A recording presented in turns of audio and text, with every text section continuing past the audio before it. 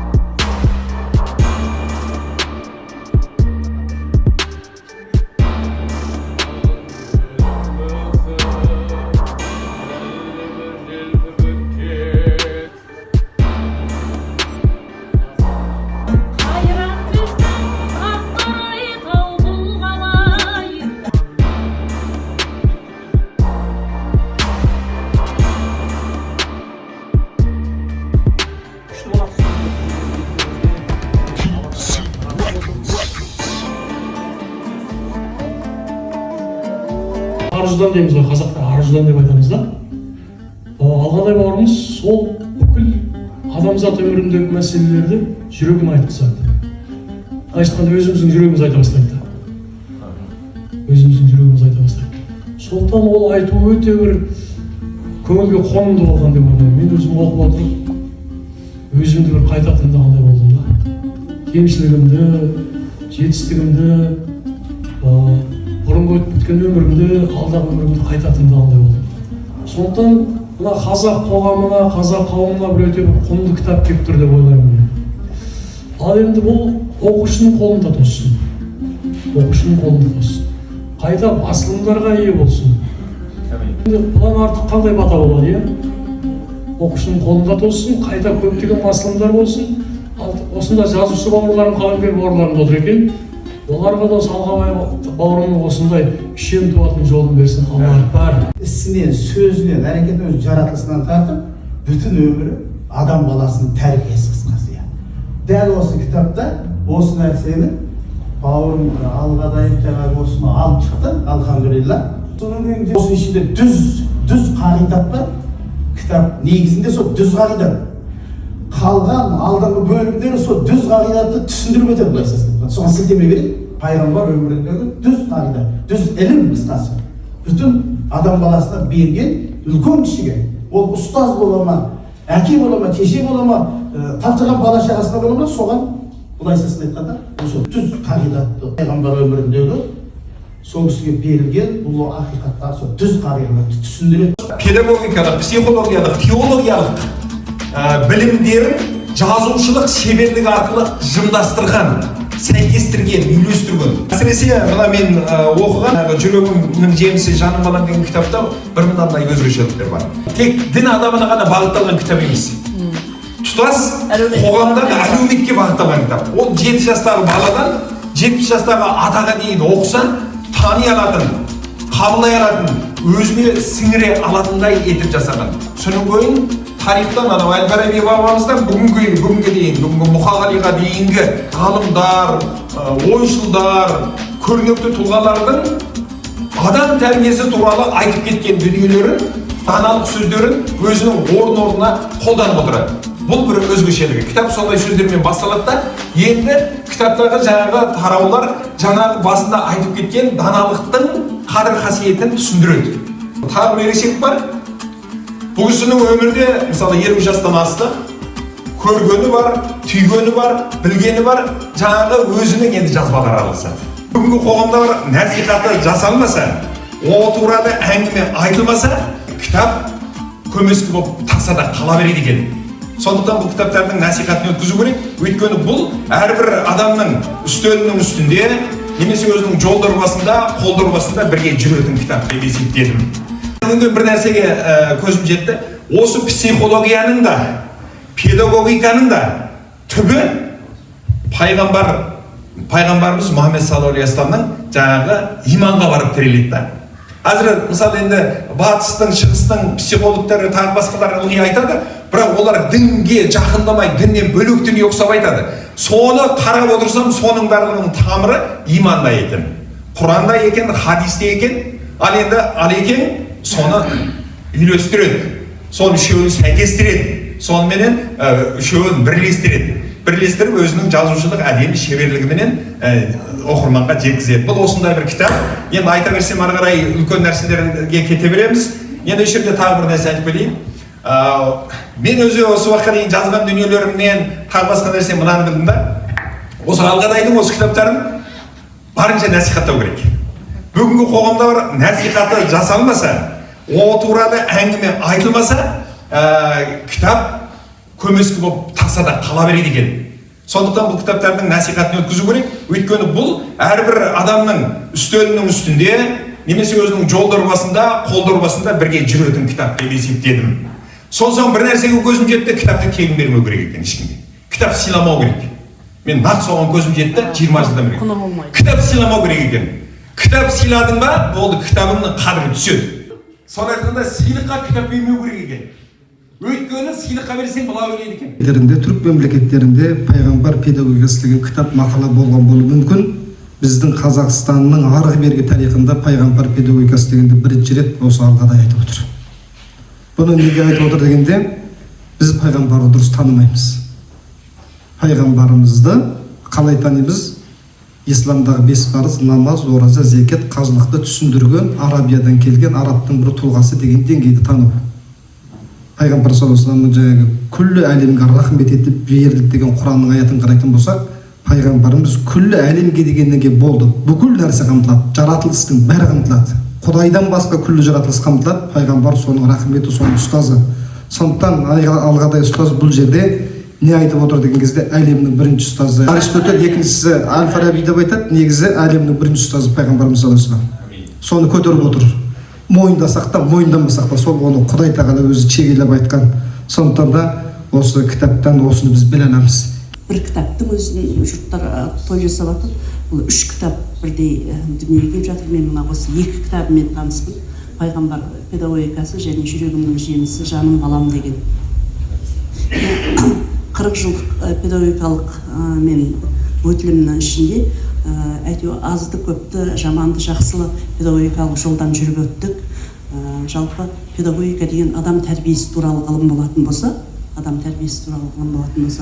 біз кімдерді басшылыққа алмадық?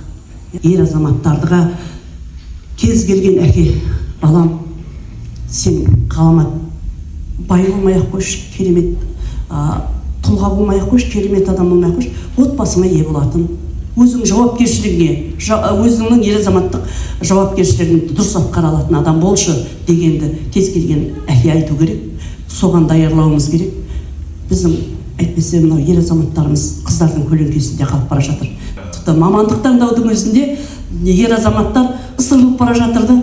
Сондықтан ер азаматтардың өзіндік сипатын, өзіндік ерекшелігін, өзінің жынысына тән қажыр қайратын қайтару үшін осындай кез келген адам жауапкершілік алу керек және осындай еңбектер жазылу керек деп ойлаймын. Рахмет сізге. Алғадай осы діни журналистикада біраз еңбектенген жігіт қой, өздеріңіз білесіздер. Жаңа әдеби шығармасының енді бәрін болмаса да бірнеше әңгімесін оқығам. Одан кейін бір тамаша мақаласын оқыдым қазақ әдебиетінен. Бұл да көтерілген мәселе, бүгінгі мені өзектес. Сіздер айтып отырған әңгімеден бүгінгі мына кітаптармен де қатысты екенін біліп отырмын. Бұл кітаптарды оқығам жоқ, сондықтан бұл туралы айтуға толық моральдық правом болмай тұр, болашақта айтатын шығармыз. Ал жаңа мақалада не айтылады? Өте үлкен мәселе айтылады. Ортасында бір пайғамбарымызды хадистен келтіреді, онда былай сөз бар. Негізгі түйін осы. Әркімнің түсінігі оның діні дейді. Ақылы жоқтың діні жоқ. Діннің ең ұлы мақсаты кемел адам жасау. Кемел адам жасау, адамды адам қылу. Сондықтан сіз бастаған жұмысыңызға сәттілік тілеймін. Оқыған, тоқыған, көрген білгеніңді аузыңнан төгілтіп елге жеткізесің, немесе қаламыңнан төгілтіп кітап жазасың, сонда ғана ол білім дейді. Бізде шынымен оқыған адам көп, бірақ та осындай жеміс беріп жатқан азырақ, сондықтан да осындай үлкен бір бақытты Алла тағала осы Алғадай ағамызға нәсіп еткен екен. Тілінен де төгіліп тұр, қаламынан да төгіліп тұр, Алла тағала күш қуат берсін. Құдай тағала Құранда айтады: бала, сендердің бала шаға, әйелдерің сендерге фитна дейді, қазақ тілінде айтқанда сынақ дейді. Сынақ деген не сөз? Сынақтан өссең бағың, сүрінсең сорың деген сөз. Сондықтан Абай айтады: біреулер Құдайдан бала тілейді, ол не қылады дейді. Оны бекер айтып отқан жоқ. Баланың жақсысы қызық, жаманы күйіп, не болатынын біліп тіледім дейді. Сондықтан баланың тәрбиесіне жай қарамайық. Қазақта керемет сөз бар: бүгін жерде жатқан жұмыртқа ертең аспанда ұшқан құс болады дейді. Сондықтан баланың бүгінде бей-жай қарайтын болсақ, ертең күні алалап ұшатын сауысқан, көрінгенді шоқып жүретін, ағын түртіп жүретін, жаңағыдай жапалақ сияқты, басқа сияқты, құзғын қарға сияқты қылмай, қараңғы қазақтың қанына, жаратылысына, дүние танымына сай етіп, ертең қыран қылып тәрбиелеу үшін бүгін жұмыртқа кезінен бастап дұрыстап, жылуымызды өткізіп, иманменен, исламменен тәрбиелесек, яғни ұлттық құндылықты да, дінді де құстың қос қанаты сияқты тең алып жүретін осындай ұстаздарымыз, жаңа аттарын атап өттім, осындай тұлғалар көбейетін болса, біздің болашағымыз жарқын болады. Амин. Мына 3 кітаптың 2 кітабын мен оқып шықтым. Оққанда қайта-қайта оқығым келеді. Оққан затыңды жүрегіңнен тоққың келеді. Оны болашаққа жеткізгің келеді. Бүгінгі осы үлкен еңбек жасалынған.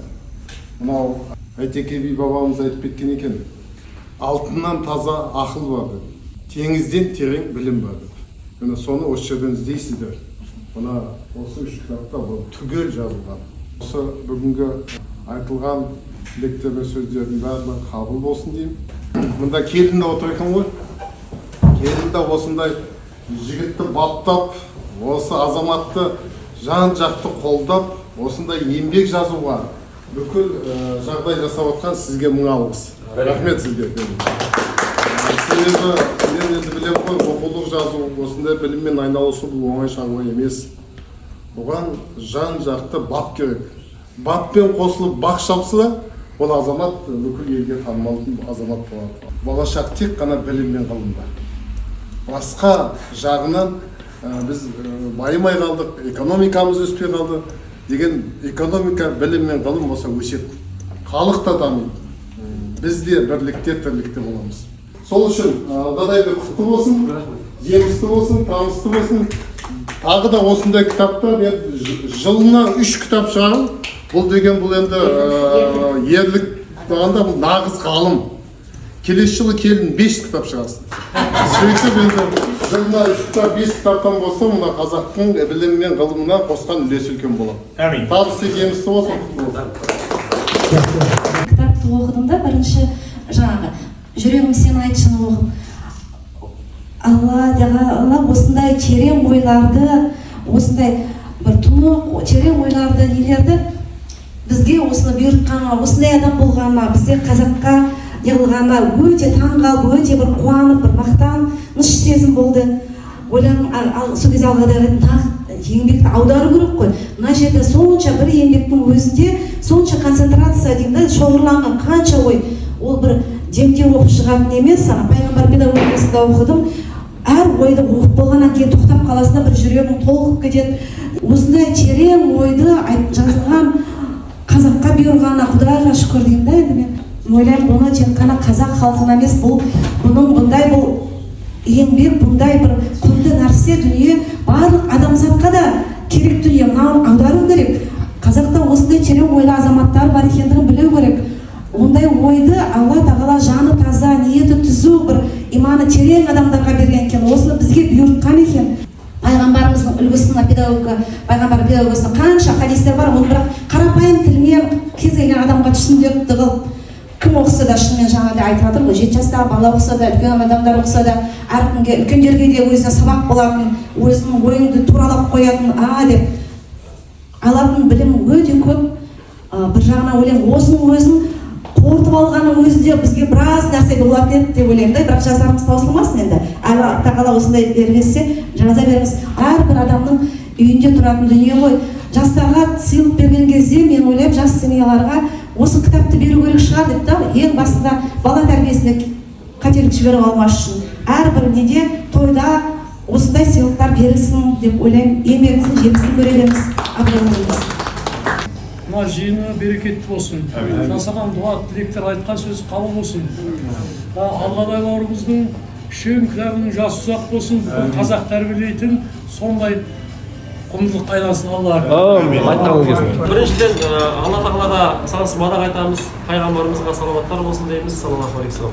Барлықтарыңызға бір жерден айтатын, бұл алғыс уақыттарыңызды бөліп, келіп, өздеріңіздің көңілдеріңіздегі, жүректеріңіздегі жылы сөздеріңізді айтып, көңілімізге қанат бітіріп, бізге үміт артып, бізге бір жақ күш қуат беріп, екінші жағынан салмақ артып, сөйтіп келгендеріңізге бұнда бір алғыс айтамын. Алла разы болсын, баршаңызға тілектеріңізге сай болуды нәсіп етсін Алла тағала. Жаңа айтқан тілектеріңіз қабыл болып, осы еңбегіңіз бір екі дүниеге пайдасы тиетін, екі дүниеде де жемісін беретін еңбектерден болсын деп тілейміз. Құдай бере салған 4 балам бар енді.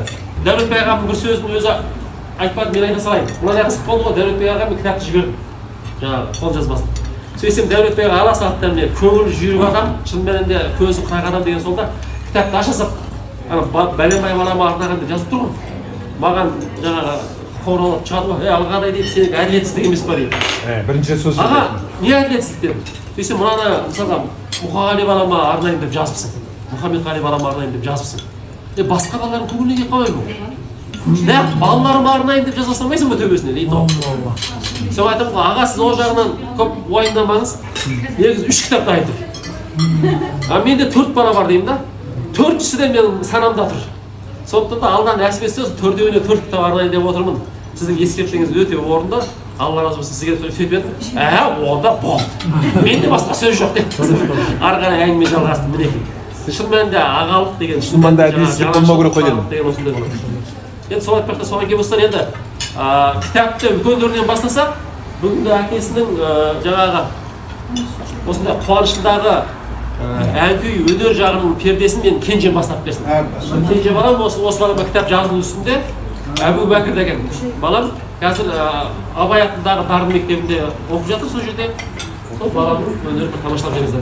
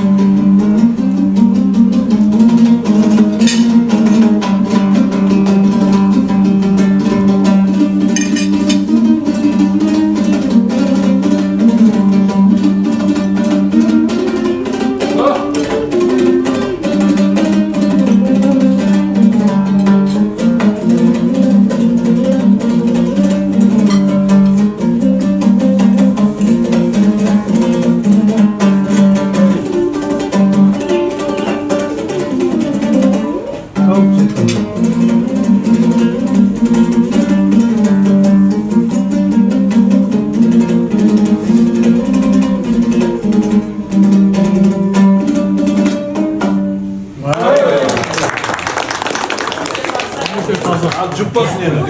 Қайта сен әуредемейік, жұп болсын. Педагогистік енем дүр ете қалды. Соның адресін сұрадым, телефонына көрсетті адресін. Соны енді бұл жаққа шауып келдім. Ал енді Алғадай бауырым үлкен тақырыпқа үлкен дайындықпен егесін. Бұған кез келген қалам тарта алмайды. сенің рухани байлығың, рухани рухың, алған білімің, өмірлік тәжірибең осының бәрі осы кітапқа келіпті. Жаңа айтып кетті ғой Санат Ханым, бір кітаптың тұсауы кесіліп жасағанда бір жазушылар оларға той жасайтын. Бүгін 3 бірдей үшеуінің тұсауы кесілді, аға айтқандай. Құтты болсын жаным. Бұл кітаптардың дер кезінде өмірге келген кітап деп есептеймін. Себебі бүгін кезде ұрпақ тәрбиесі бұзылып, ата-аналардың деңгейі төмендеп, әртүрлі дінге бойырып, қоғам ойпаң-тойпаң болып тұрған кезде бұл дүниеге келген құрал, тәрбие құралы жаным. Сондықтан дүниеде көп діннің ішінде ең таза дін ислам діні деп айтылады. Құдайдың аузынан тастамаған жақсылыққа жететіні рас, хақ. Сондықтан мына кітапты жаңа айтып кетті ғой, жарнамасын ютубқа да салыңыздар, артық болмайды. Бірақ аудан-ауданды аралап, мектептегі мұғалімдердің көзін ашуымыз керек. Балаға тәрбие беріп солар ғой. Иә, солар. Ата-ананың көзін ашуымыз керек. Жаңа айтып кетті ғой, ер адамдардың рухы төмендеп кетті. Ол рас. Бірақ сол ер адамдардың рухын төмендетіп жатқан білімсіз, тәрбиесіз әйелдер. Ердің иесі, әйел үйдің киесі дейді. Балаға тәрбие беретінде, ер азаматтың рухын көтеретінде, дастархан басында. Әкең, мынау әкең, баяғыда біздің шешеміз айтты, әкең есіне әкең айтамын дегенде ол балалар безіп кететін балаға. Сондықтан да әкенің рухын, ер азаматтың рухын көтеретін бұл әйелдер.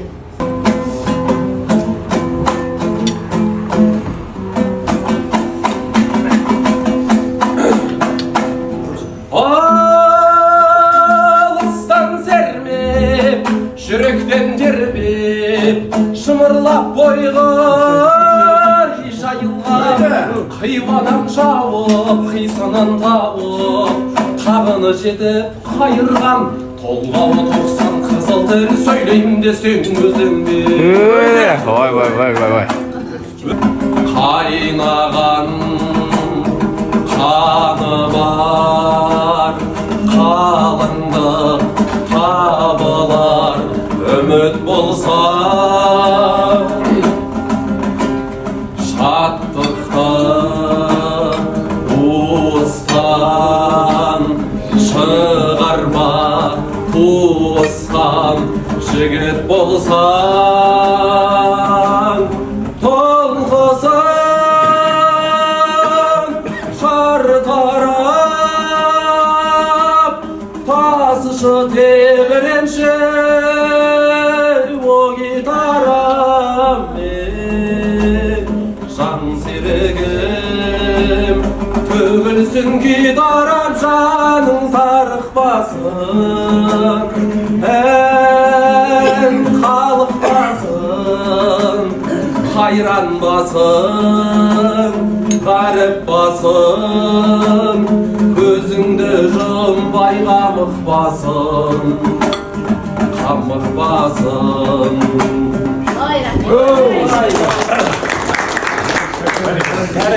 Апайын айтып жатсыздар ғой, шақырылмай келген қонақ деп. Сол шақырылмай келген қонақтың бірі мен боламын. Баяғыда қазақтың бәрі бай болған. Қазір неге Қазақстан кедей деген сөз шығады да, осы нәрседе менің айтқым келетіні, қазақтың қазір байымайтын себебі қазақтың бизнесі жоқ. Неге? Өйткені себебі қазақтың экономикасы неге байымайды? Себебі біздің экономикада қазақша жазылған еңбектердің жоқтығы. Оны неге сүйенді дейсіздер ғой? Баяғыда 50 жылдары Германияның экономикасы қатты құлдыраған екен. Сонда бүкіл шетелдің ғалымдарын әкелген, бәрін әкелген, тексерген, неге бұлай? Ақшаны да салып жатырмыз, техниканы да әкеліп жатырмыз, неге мына Германияның экономикасы дамымайды деген кезде ең соңғы нүктеде бұлай болған екен да. Германияда неміс тілін сөйлеушілер азаюына байланысты немістің экономикасы құлдырады деп ше. Неге экономика құлдырады? Себебі ғылым өз тілінде сөйлемей, ол мемлекеттің экономикасы көтерілмейді екен. Коммерсант деген бұл алып сатушы, бизнесмен деген ол өндіруші. Неге бізде бизнесмен шықпайды деген себебі бізде патриотизмнің жоқтығы. Неге патриотизм жоқ? Себебі біз білімді қазақ тілінде алған жоқпыз. Сондықтан бізде ұлттық құндылықтар орнамағаннан кейін біз үшін кімдікін сатып жатырмыз, кімге сатып жатырмыз маңызды емес. Осы дүниеде не нәрсеге келеді? Қазақстанда бизнес дамымайды. Біз тек Қытайдың дүниесін, Американ дүниесін, Жапонның дүниесін сатамыз, өзіміздің тапқан ақшамызды соларға береміз да, бізде ешқандай экономика жоқ. Енді осы мәселеге келген кезде не жасадың дегенде менің ғылымым жылқы шаруашылығын көтеру, қазаққа жылқы қайтып келмей қазақ боламайды деген. Бұл жақта енді мен өз мәселемді айтайын деген емес, себебі Алғадай ағамыздың өткен жиында мен 2 кітабын алып кеткем, арнайы оқығам, ары қарай оқып та жатырмыз.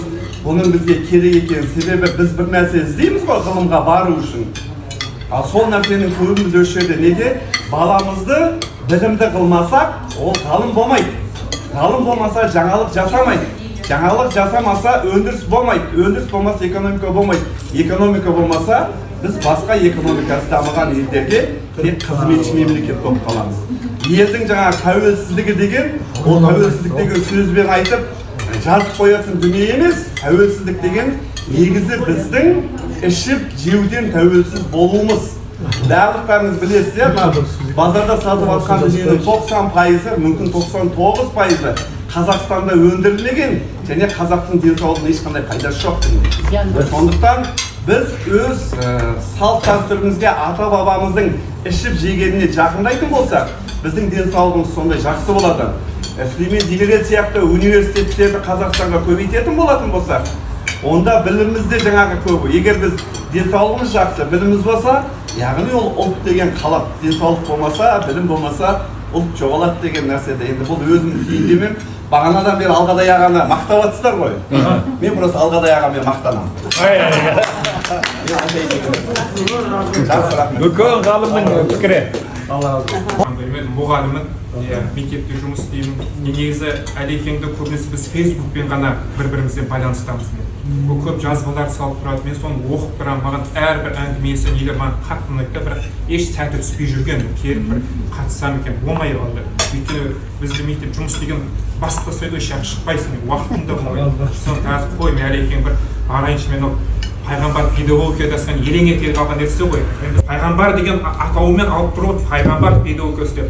Біз көбінесе қазір мектепте тәрбиемен жүргенде көбінесе дінді араластырғысы келмейді ғой көбінесе. Егер басына бір орамал тағып жүрсе, бір басқаша бір не жүрсе, бірден оны тізімге алып қояды. Оны бірден жаңағы КМБ сияқтылар оны біліп жүреді, отбасынан қандай деп. Соны сәл-сәл қорқып қалған бұл. Бірақ мен білемін, бұл қандай жерде тәрбие болсын, оқыту мәселесі болсын, біз әдебиетте жүрген соң мен міндетті түрде діннің керемет дүниелерін мен байланыстырып тұрып оқытып жатамын. Онсыз ешқайда болмайды. Қазақ айтады, қас қайғырдан қасқа тумаса да төбе туады деген сияқты. Соң осы жаққа келіп сол идеяның жетегімен жүріп қалдық. Сонда кейбір кісілер бізді келеке қылады, сендер не бітіре аласыңдар, өкімет тұр, парламент тұр, олай тұр, бұлай тұр дейді. Бірақ біз ештеме бітіре алмайтын шығармыз. Біз бірақ ниетіміз қазақтың руханиятына, қазақтың ұлттық болмысына бір қызмет жасау. Өйткені осы жақта бір сөз бар екен, ұлттық код деп. Мен айтар едім, ұлттық код деген сол қазақтың биі деп түсінем өз басым. Тура қатесін дұраңда үзілді. Сондықтан бүгінгі күнде де жаңа бас биіміз келіп кетті, тілектес осы жерде Құлгерім ағамыз бар, мынау Алғадай ағамыз бар, Қызырғазы Иван бауырымыз бар, барлықтары осы істің аясында біздің жанымызда табылып жүрген. Енді Құдай қаласа осы кітап сәтті шықты. Біздің бір былайшасын айтқанда Алғадай бұл кісі халықтың адамы, әрі біздің бидің еңбегі деп түсінеміз, қуанамыз, кейде мақтанышасыз. Мектептерде білесіздер, баламның шекарасы деген нәрсе өте белең алып кеткен, бірақ балаға үйретпейді. Басқа мұғалімнің шекарасы бар, үлкеннің шекарасы бар, әркімнің өзінің алдында бір міндетің бар дегенді үйретпейді. Баланың жеке шекарасы деген қағидаға көп аналарымыз өкінішке орай нетіп алған, иман алған. Және сол аналарға айтамыз, баланы меншіктейді көбінесе. Ол халықтың баласы болғаны осындай жиналыстар, осындай кітаптар, осындай құралдар өте қатты керек. Және бұны сіз бен біз білеміз, бірақ бұны ары қарай шығару керек рекламаны. Бәріміз өзіміздің мойнымызға алсақ, бір мектептерде немесе бір облыстарда әркім өзінің радиосында, өзінің деңгейінде жұмыс істесе, құралды таратуға, осы құралды немесе сатып алып ары қарай сатуға деген сияқты. Енді керемет дүниені бәрі білу керек қой. Сол рахмет. Бұл да үлкен үлес ұлттық идеологияға. Бәріміз қызмет етсек. Рахмет саған. Гүлім бөсіп, әлде бір желпіп өткен самал медің, армадым айтарым көп саған менің асыл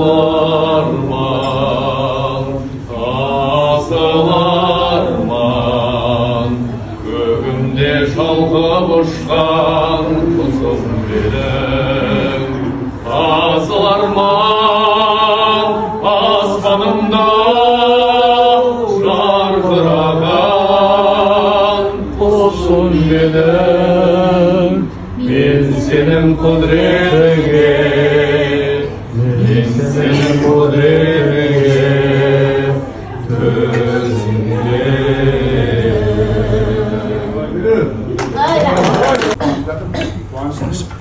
Алладай жандарың көбейе берсін.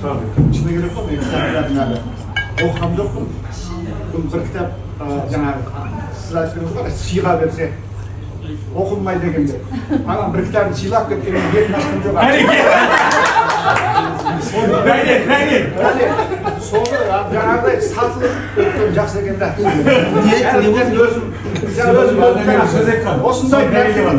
Осындай нәрседен әреке тәжірибе бар екен ғой.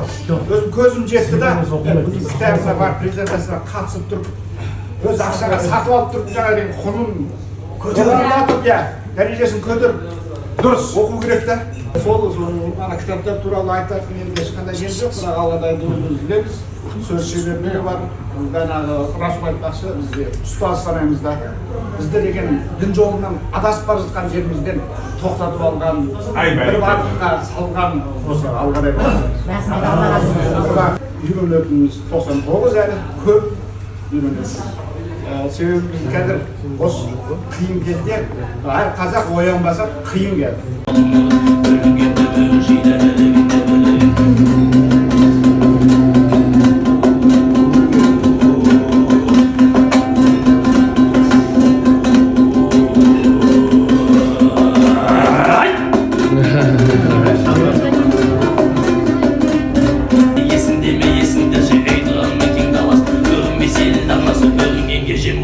Есіңде ме, есіңді же өйтіғанның бел баласы.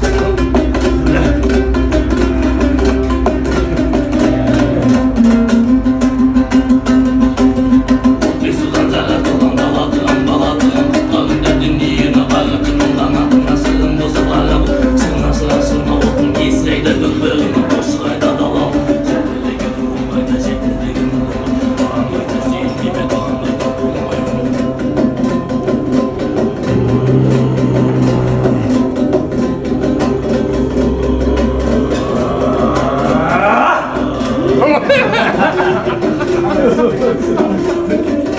Алдыбай өзі тапқа тістеп тұр,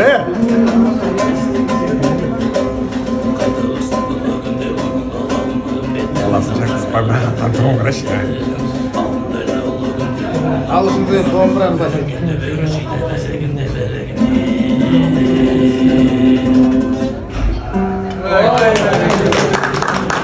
Ол кезде біз 15-18 жастағы балдармыз. Бір мінезіміз бар әрқайсымыздың әртүрлі. Мұнда бір өздеріміздің арамызда бір дөрекі сөйлеп келіп Алғадайдың алдына барған кезде мен дөрекі сөздерім бітіп қалады. Білмеймін, бұған сөзді айта алмаймын, сол кездің өзім. Сабырлыққа сол кезде тартып білетін. Сабырлыққа, сол кезде. Сол бүгін біраз дүниелерін танып отырмын, өзім танысамын. Бала шағасымен танысып отырмын, балаларын көріп. Істерің олға баса берсін. Сол, оғар мәртебелерің көп болсын. Тілегім сол, аман болар. Сөз мәнеріне, инноваторлыққа бұрыннан сондай болады. Бүгін керемет кітаптар жазылып отыр. Мен әлі оқығам жоқ, мен тек қана алдында қасиет пен қауышуды оқыдым. Оларға сәл оқығаннан кейін енді керемет, ары қарай жазу көбейе берсін. Бала шағаның, ұл қыздардың қызығын көріп, аман есен жүргендер бәрілеріңіз аман есен бола беріңіздер. Қайсы екеумізді мақтап кеттіңіз бе? Мақтауға қалай? Көңіл көтеріп қалсын. Жаңағыдай әртүрлі қуаныштарым болып жатады ғой енді. Балам үйленді, кітабым шықты, анау болды, мынау болды, сынау болып қалды, бірден болып қалды, машина алып қалдым деген сияқты. Сүйінші деп лақтырып жіберемін ортаға.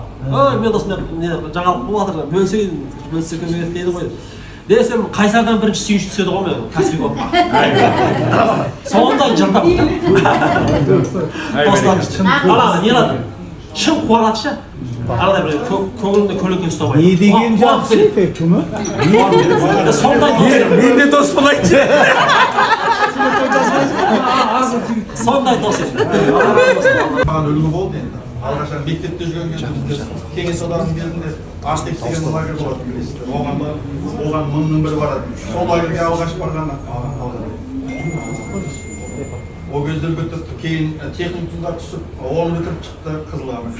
Жігіттер бірге отырып оқығанбыз. Одан кейін мен сол кезде жарамайсың, әскерге де жарамайсың. Сондай шығарып салды, сондай больницада. Содан анам марқұм сол кезде. Ағалардың көп алдында. Бәрі біреу оқуға кетті, біреу әскерге кетті, біреу үйленіп алып оқуға кетті. Ол кезде футболдың жолдамасы 17 жасым. 18 енді толан ғой дегенде үйленіп алды. Соны үйленсем үйленіп алайын, анама қолға алып болайын деген ой келді. Сол кезде осы Алғадай бір жыл жұмыс істеп, жаңағы техникумда қайтып келе жатыр екен. Екеуміз тоғысып қалдық. Не істейсің дейді, не істейсің, не жоспарың? Келіншек әлі дейсіз. Үйленейін деп жатыр. Тартылдап күледі. Бұл енді оқу бітіріп қаланы көрген бала. Мен ауылдан жаңадан шыққан балам. Күледі, үйленіп оқуға кетті. Денсаулық жарамайды деймін да. Автобус түгел көтере алмаймын ғой. Мен денсаулық жүріп кетті. Мені күштеп алып кетті. Содан келді екеуміз өтініш жазып жатыр. Өтініш жазғандан ауыр адам білесіздер ғой.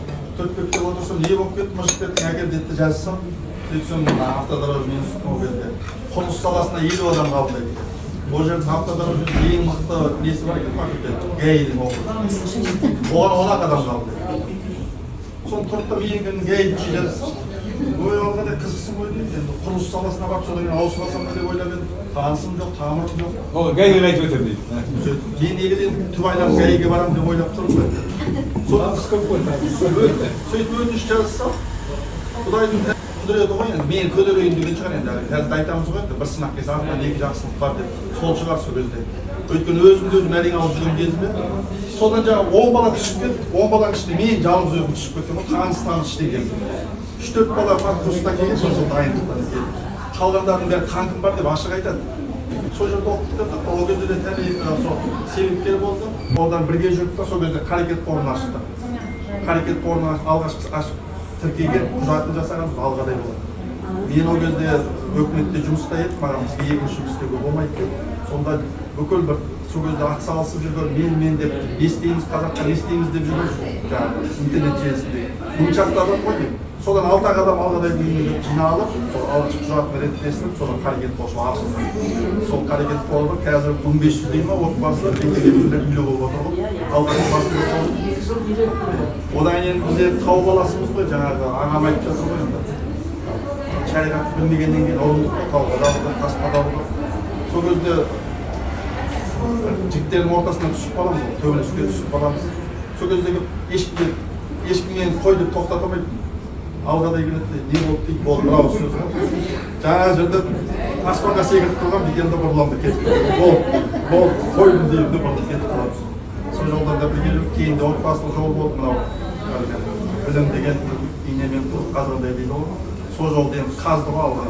Біз оның артынан ілесіп, соның бір танытып кішкенесін алып отырдық. Осы 52 жылда тәжірибесі ғой бұл. Бұл енді отбасылық болып, одан мына балаларды қалай тәрбиелейміз, бұлар қайтып бір тұлға жасап шығарамыз, осы өзіміз істемеген бір жетістікке осыларды қайтып жеткіземіз деп тырысып, мінезін қалай қыламыз, қалай бұрынғы ата-бабалардың жолымызбен жүреміз деп жанталасып жүріп, соның ізденістен шыққан кітап. Алдымен тәжірибе, артынан кітап. Кітап тәжірибесі бәрі. Енді бұйырса жаңағы айтып жатыр ғой, 4 балама 4 кітап деген, 3-еуі жаңағы 4-сіне сәттілік тілейміз, тезірек жазылып шығып, 4 баланың қатарын тең болып, осы балла шағаның қызын көріп Аллам нәсіп етті. Ішкі істер жағындағы ерекше мақсат істедім, Арманмен 20 жыл істедім. Сол жерге барған кезде де неше түрлі жағдайлар болды, кейін дініміз келген кезде, мен осы дін саласына кеткім келді. Сонда Алғадайлар ол кезде аспабына келеді, мен де сол жақта тартшы деп. Сол кезде Алғадай дін деген тек мешітте ғана тұрған дін емес, аспабына ғана дін деген әр адамның ойындағы қай жерде жүрсің, дінді ұстау оған байланысты. Сен мүмкін осы салаға сен Осы топтың ішінен. Осы топтың ішінде сенімнің себептері боласың шығарсың. Шын басына түскен адам негізі Құдайдан көбірек тілейді ғой. Біздің тілеуіміз сол болатын да еліміз тыныш болсын болсын. Өйткені бірінші біздер сол оққа бізді бірінші апарып түсіретін еді. Неге? Соғыс болса. Сондықтан да тыныш болса екен осы күнде отырып алып тұрып алатын соғыс. Ел тыныш болса біз тыныш болады. Жұмысымыз да тыныш. Сондықтан сол салада жүріп шығып алдық. Әрқайсымыз осында негізі бір терінің пұшпағын тартып жүрген қазақтарымыз ғой. Менен серпіне берік жетсең, іздейміз қияллау еріп кеткен. Қайран біздің қарттар-ай, тау тұлғалай, ауылымды солар ғой көріп кеткен. Әзілде өзара жарасымды, жомарттығы шалқыған даласында. Қайран біздің қарттар-ай, қайран біздің қарттар-ай, қыран тектес, ішкен бір жұтым қара су.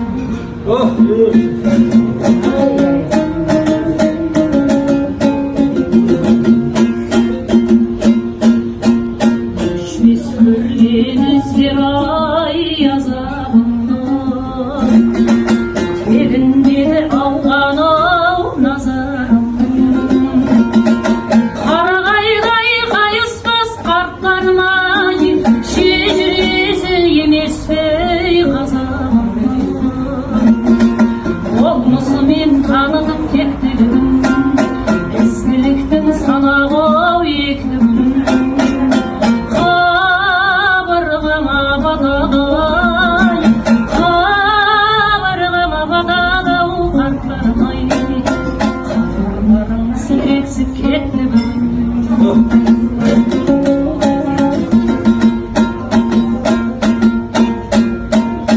Неге жалған ұршықтай шырайын алған, жанарымнан кеудеме құлайдарман.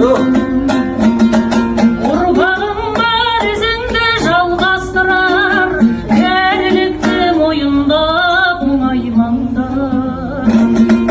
Көрген бәрін азапты ақтаған мен, сәйгүліктей даласын бақтаған мен.